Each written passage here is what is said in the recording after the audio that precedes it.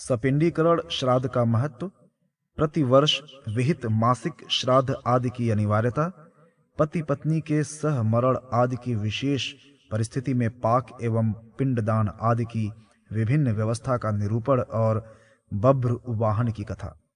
गरुड़ ने कहा, हे देवश्रेष्ठ, हे प्रभु, आप मेरे ऊपर कृपा करके यह बताएं कि मरे हुए प्राणियों का सपिंडी कर्म किस समय करना चाहिए। सपिंडी कर्म होने पर प्रेत कैसी गति प्राप्त करता है और जिस प्रेत का सपिंडी कर्म नहीं होता उसकी कैसी गति होती है। स्त्री और पुरुष का किसके साथ सपिंडी कर्म होना चाहिए? हे सुरेश्वर, स्त्री और पुरुष एक साथ सपिंडी कर्म के भागीदारी बनकर कैसे उत्तम गति प्राप्त कर सकते हैं?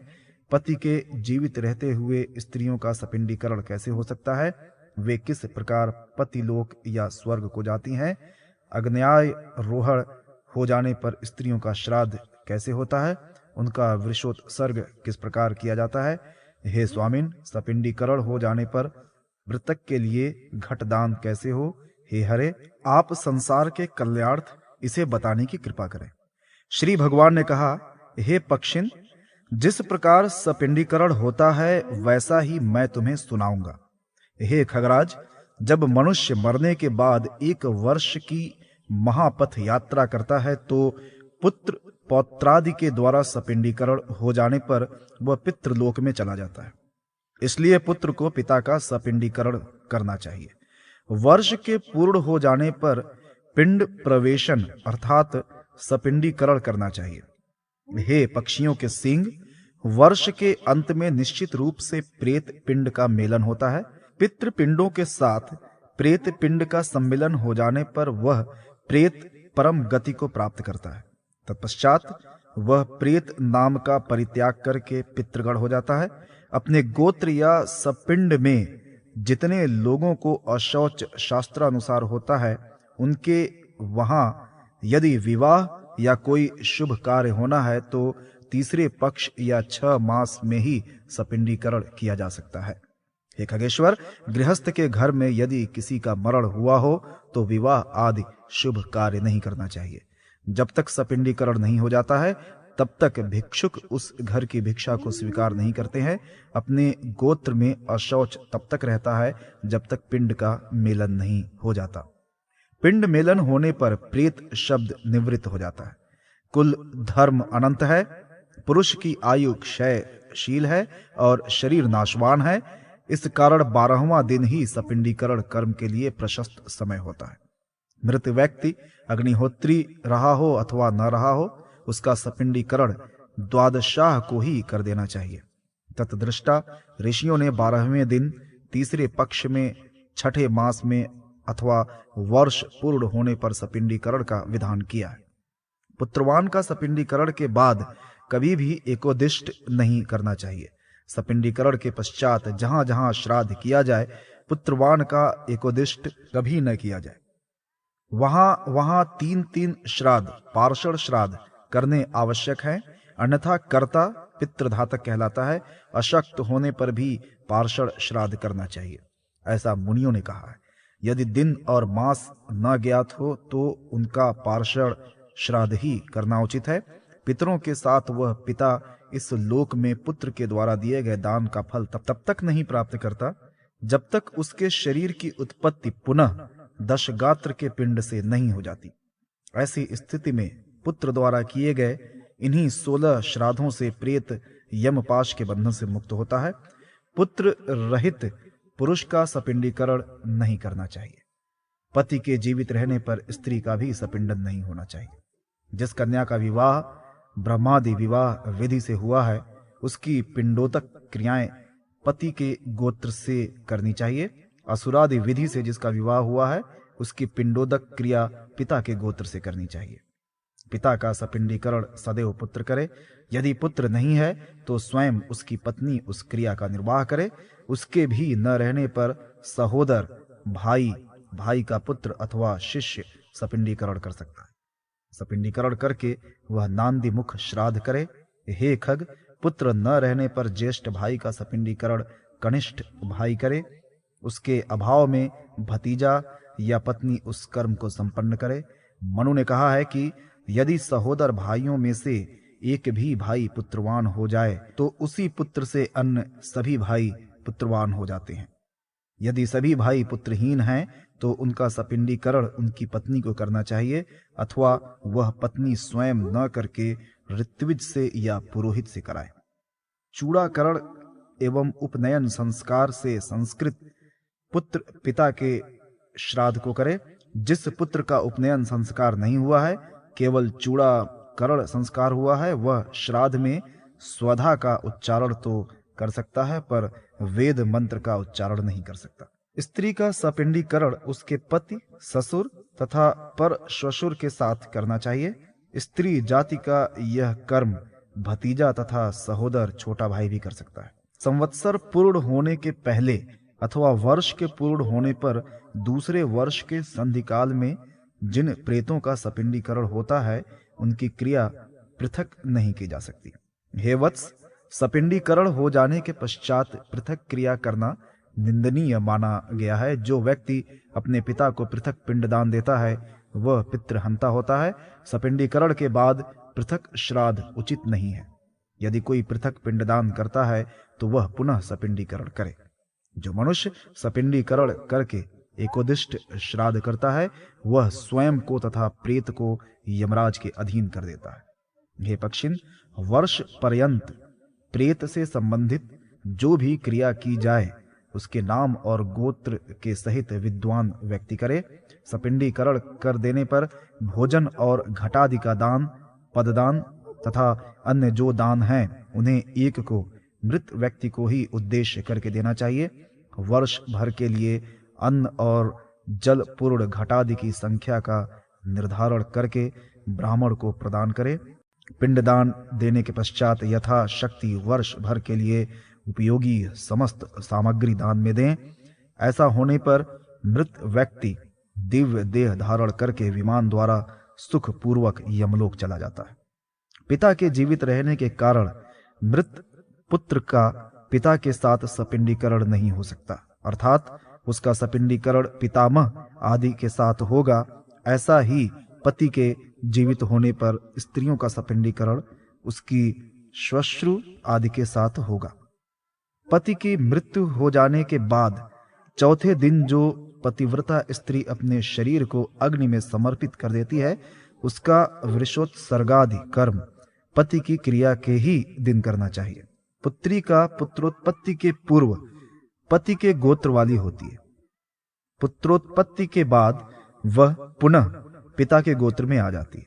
पुत्रिका उस कन्या को कहते हैं जिस कन्या का पिता विवाह के समय जामाता से यह तय कर लेता है कि इस कन्या से जो पुत्र पैदा होगा वह मेरा पुत्र होगा।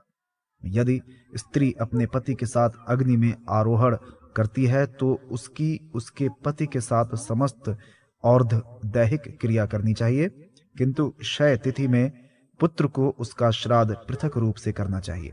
यदि पति पत्नी पुत्र रहित हैं और वे दोनों एक ही दिन मर जाते हैं तथा उनका दाह संस्कार एक ही चिता पर होता है तो उन दोनों के श्राद्धों को पृथक पृथक करना चाहिए, किंतु पत्नी का सपिंडीकरण पति के साथ ही होगा। यदि पति के साथ पत्नी का पिंडदान पृथक पृथक होता है तो उस पिंडदान से वह दंपत्ति पाप लिप्त नहीं होता। यह मेरा सत्य वचन है। यदि पति पत्नी दोनों का एक ही चिता पर दाह संस्कार होता है तो उन दोनों के लिए पाक एक ही साथ बनाया जाए, किंतु पिंडदान पृथक पृथक होना चाहिए। एकादशाह को वृषोत्सर्ग, षोडश प्रेत श्राद्ध, घटादिदान, पददान और जो महादान है उन्हें पति पत्नी का वर्ष पर्यंत पृथक पृथक ही करना चाहिए। ऐसा करने से प्रेत को चिरकालीन संतृप्ति प्राप्त होती है। एक गोत्र से संबंधित एक साथ मरे हुए स्त्री अथवा पुरुष से संबंध कृत्य में आहुति की वेदी एक ही होनी चाहिए, किंतु होम पृथक पृथक होना चाहिए। पति एवं पत्नी का एक साथ मरण होने पर उनका एकादशाह का श्राद्ध एवं उनके निमित्त पिंडदान, भोजन आदि पृथक पृथक होगा, पर पाक की व्यवस्था एक ही होगी। यह विधान केवल पति पत्नी के एक साथ मरण में ही है, अन्य किसी के मरण में ऐसा विधान गर्हित है। पुत्र माता पिता के लिए एक ही पाक से यथा विधान श्राद्ध करता है। विकिरा आनंददान एक और पिंडदान पृथक पृथक करना चाहिए। इसी विधि का पालन तीर्थ, पितृपक्ष अथवा चंद्र और सूर्य ग्रहण के अवसर पर भी होना चाहिए। जब स्त्री अपने मृत पति के साथ अग्नि में जलती है तो अग्नि उसके शरीर को अवश्य जला देती है, किंतु आत्मा को कष्ट नहीं दे पाती। जिस प्रकार अग्नि में प्रज्वलित धातुओं का मात्र मल ही जलता है, उसी प्रकार अमृत के समान अग्नि में प्रविष्ट हुई नारी का शरीर दग्ध होता है। पुरुष शुद्ध होकर दिव्य देहधारी हो जाता है, जिसके कारण वह खौलते हुए तेल, दहकते हुए लौह तथा अग्नि से कदापि नहीं जलता। इसी प्रकार पति के साथ चिता में जली हुई स्त्री को कभी जला हुआ नहीं मानना चाहिए, क्योंकि उसकी अंतरात्मा मरे हुए पति की अंतरात्मा से मिलकर एक हो जाती है। यदि स्त्री पति का साथ छोड़ करके अन्यत्र अपने प्राणों का परित्याग करती है तो वह पति लोक में तब तक नहीं पहुंच पाती जब तक प्रलय नहीं हो जाता। धन दौलत से युक्त माता पिता को छोड़कर जो स्त्री अपने मरे हुए पति का अनुगमन करती है, वह चिरकाल तक सुखोपभोग करती है।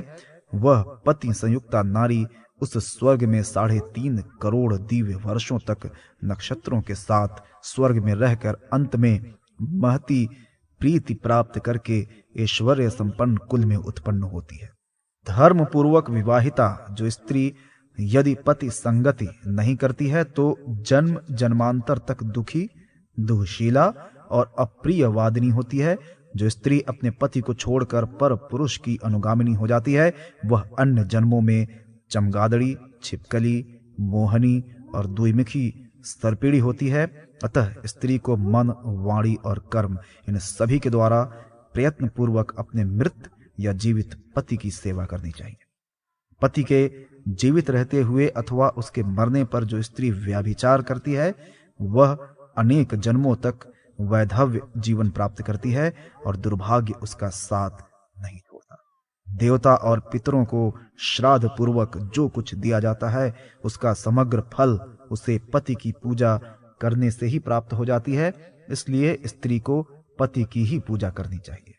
हे पक्ष श्रेष्ठ, पातिव्रत धर्म रूप सत्कर्म का पालन करने पर स्त्री चिरकाल तक पतिलोक में निवास करती है।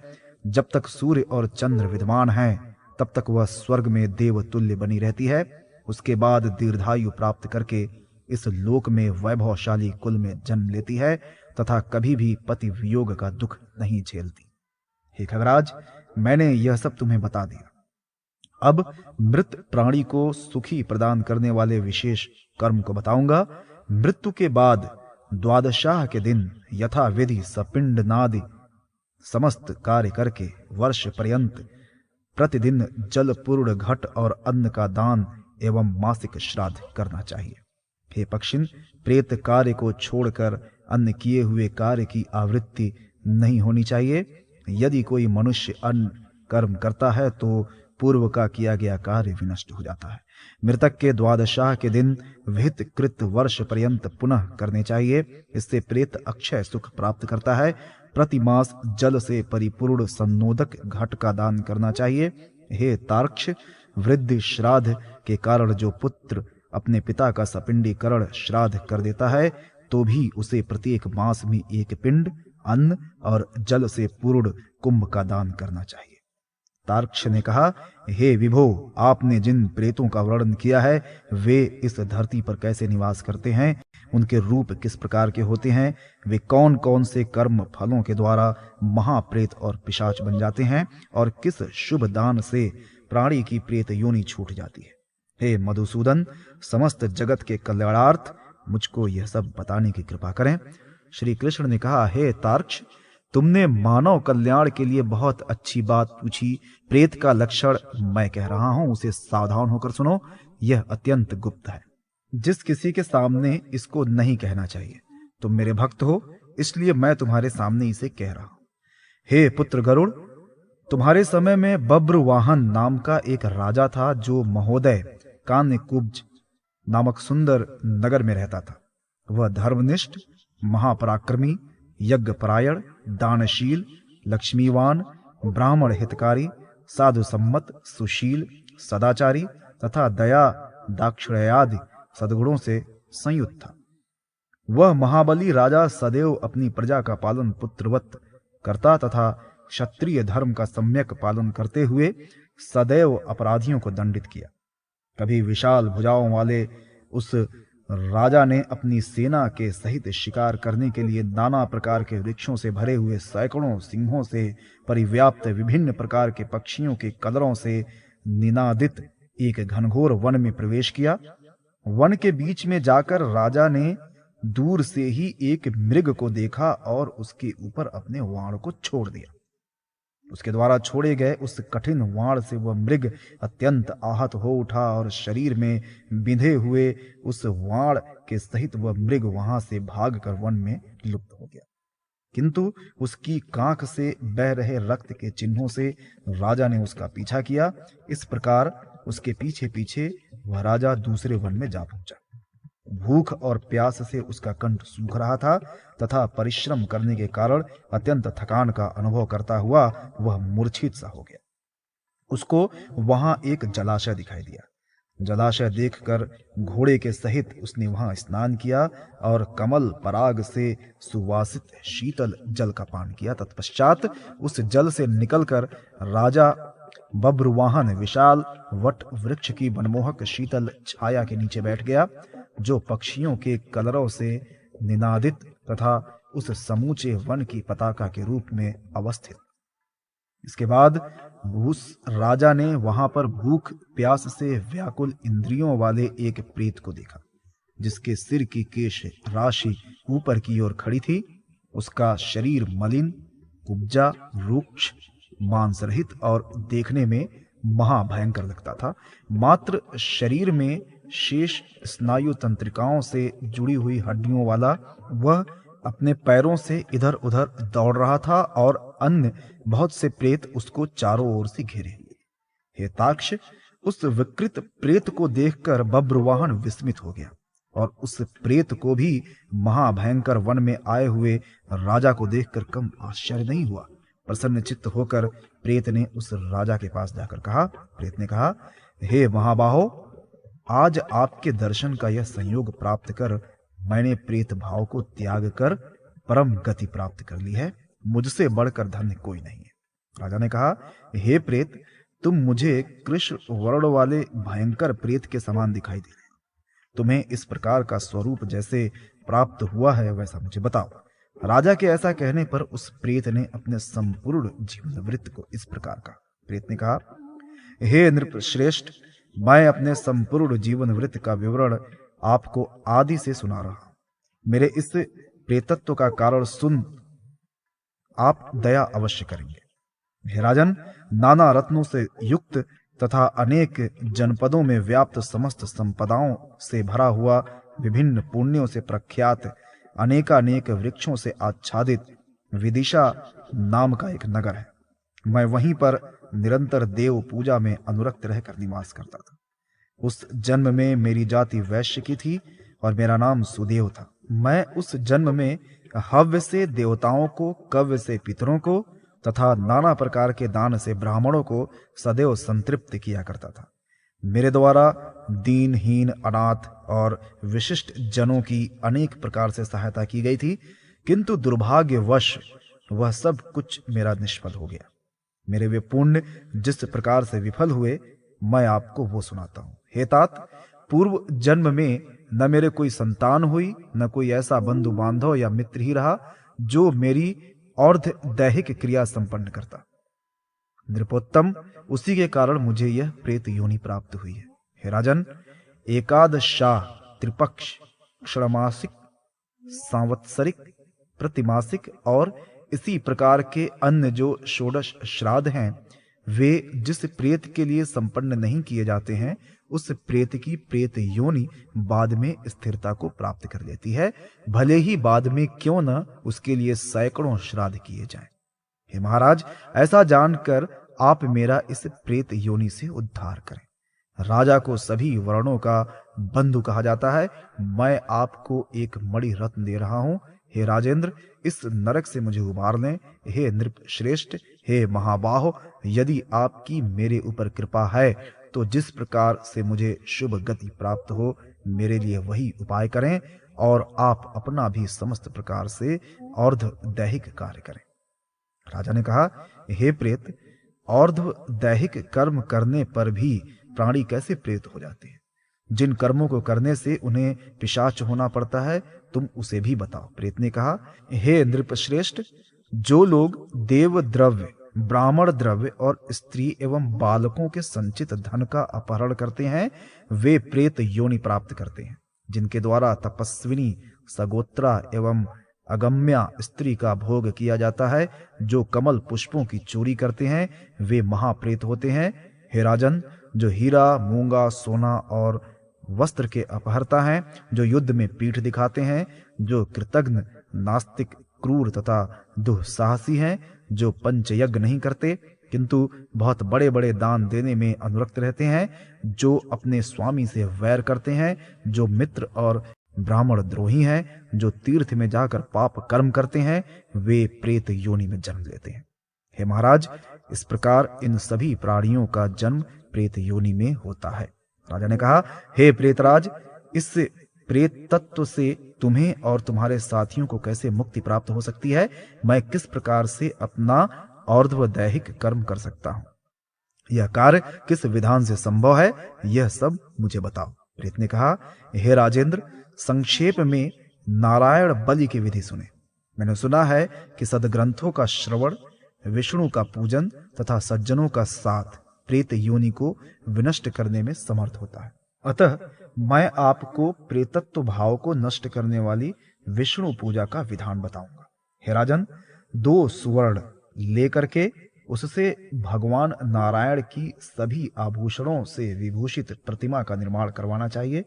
मूर्ति को 2 पीले वस्त्रों से आच्छादित करके चंदन तथा अगुरु से सुवासित करें। तदनंतर नाना तीर्थों से लाए गए पवित्र जल के द्वारा सविधि स्नान कराकर तथा अधिवासित कर पूर्व में भगवान श्रीधर, दक्षिण में भगवान मधुसूदन, पश्चिम में भगवान वामन, उत्तर में भगवान गदाधर, मध्य भाग में पितामह ब्रह्मा और भगवान महेश्वर की विधिवत पूजा गंध पुष्पादि से पृथक पृथक रूप में की जाए। तत्पश्चात उस देवमंडल की प्रदक्षिणा करके अग्नि में देवताओं की संतुष्टि के लिए आहुति दें।